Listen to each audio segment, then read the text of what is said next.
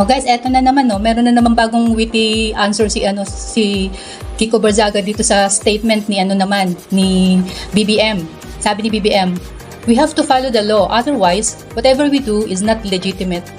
And we have to be very very clear that we go after the guilty ones." Sabi ni Kiko Barzaga naman ang reply.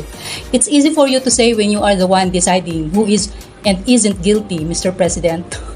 Oo nga naman.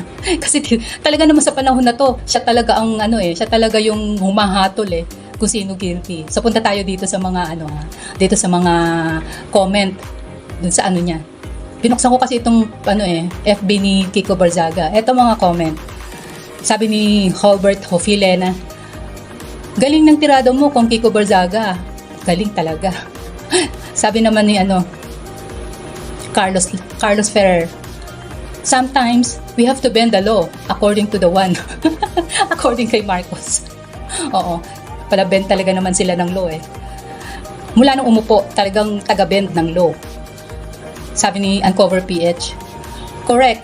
The office of the president controls the script and the narrative. So obvious." Oo, talagang napaka-obvious naman. Ginagawang tangang mga tao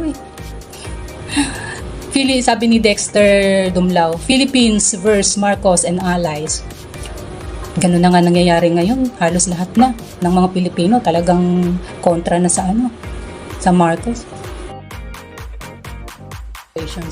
Sa madaling salita, siya si Kiko Barzaga, si Zilong malakas mag-push at tagahiwa ng mga narrative ng mga political stunt ng mga corrupt gamit ang sarcasm. Oo, napaka-creative kasi nito ni Kiko sarcasm talaga lahat ng sinasabi niya, pero malaman. Logical talaga. Sabi ni dito tayo kay Mary Jane Matabuena, "Kiko Barzaga is our window into what's really happening behind the closed doors of corruption." O kasi nasa siya nasa kongreso siya so alam niya kung ano mga nangyayari. Kaya talagang meron siyang masasabi. Marami siyang pwedeng isiwalat. The things ordinary citizens don't see. Oo. He may not know everything yet, but he understands how the system works in our government. His personality might not seem mature for his position, but who cares? Oo nga naman, pero immaturity, pero nasa edad niya kasi yun Kahit na immature yung mga sinasabi niya, may punto siya, tama naman. Sa madaling salita, siya si Kiko Barzaga. Sabi ni Hazel, was never meant to be selective. FYI, the law was never meant to be selective, nor should its application depend on one's perspective or position. The law must stand above all, equal, impartial, and binding to everyone. Dapat talaga yan. Makapal lang talaga mukha nitong administrasyon na to kasi talagang nasa kanila yung batas Kahit na alam mo baluktot, ginagawa pa rin nila. Talagang sila yung law ngayon. Dapat talaga marami nang tumindig kasi binibend na nila yung law Kahit mali, kahit alam nilang constitutionally na mali, gagawin pa rin talaga nila. Napakapal ng mukha. Sabi ni Jenny Enriquez, "Kung Kiko always gives short, honest answer, that's why people are loving him." Oo, short, pero siya, malaman siya at talagang may impact. Kaya dapat tuloy-tuloy niya lang to. Pero mag-ingat pa rin siya kasi syempre alam mo na yung mga kinakalaban niya talagang malalakas, may posisyon. So baka mamaya traitor rin siya kung anong mangyari syempre sa buhay niya, delikado yun. Sabi ni Cristina Aberasturi, "Yes, when it's no longer favorable, bend the law." Dayon, Diyos ko. Oo nga. When it's not favorable sa kanila, talagang bend the law na lang. Sabi ni ito may nanghihingi ng reply dito sa statement ni BBM. "We need your response to this." Sabi, "Ang hirap ngayon, hindi na sumusunod sa dating schedule ang bagyo." Oo nga, ano kayo magiging reply dito ni Kiko? Tapos sabi ni Joel Marinari, "Good luck. I'm fighting for the right and for the people, not for the one person." Oo nga. Good luck sa'yo talaga. Angelo Olo sabi ni Angelo Olo, "Mr. President pa daw, bend the law." I'm right, Mr. DOJ Secretary. Talaga naging popular na kasi yung statement na yun Am I right, Mr. Secretary? Sabi ni Marcel Puntanar, "Congressman Kiko Barzaga, thank you sir for fighting for all of us." Sabi ni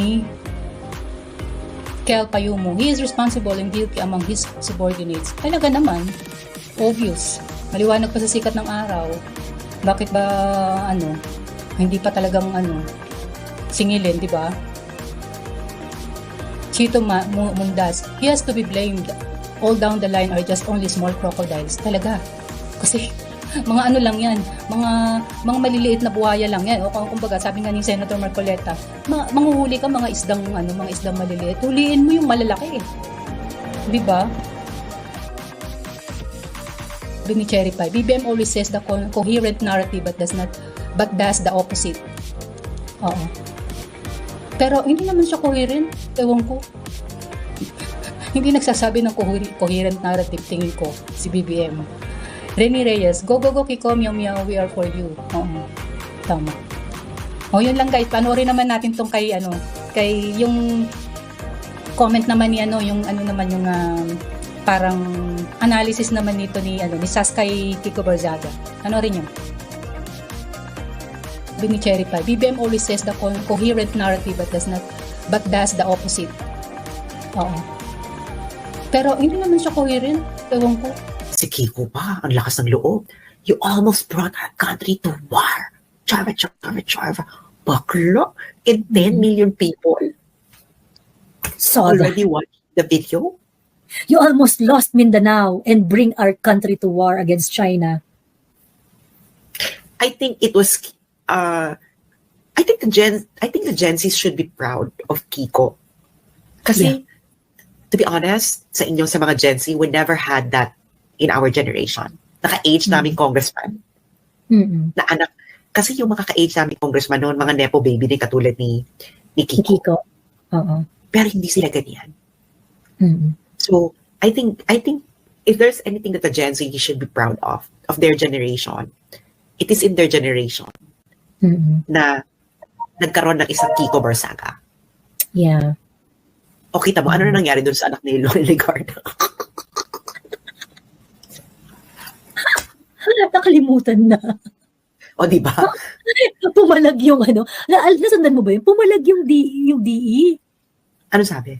Pumalag. Sabi ko, I think, bakla kayo ng taon. Sabi ko, pinapunta lang ako doon sa office ni Levisti kasi pinapunta ako ng isang congressman. Ano sinasabi niyong bribe? So I really think, yung may mga magulang dito, may Gen Z, I think we underestimated the Gen Z na they could produce someone like this generation can produce someone like Kiko Barzaga. Yes, oo. Aminin ninyo, wala in our generations. Maghanap kayo ng congressman na galing sa dynasty, bagong congressman, tapos ganyan. Wala akong matandaan, Joey. Baka ikaw may matandaan ka. Wala, di ba? No one. Oo. Yung ganito ka ganito ka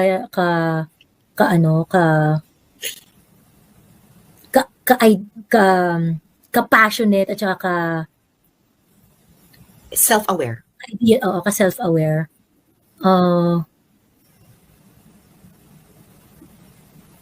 Iba, no? Oo. Iba? So, I think si Kiko Barzaga, he has marked his place in Philippine history.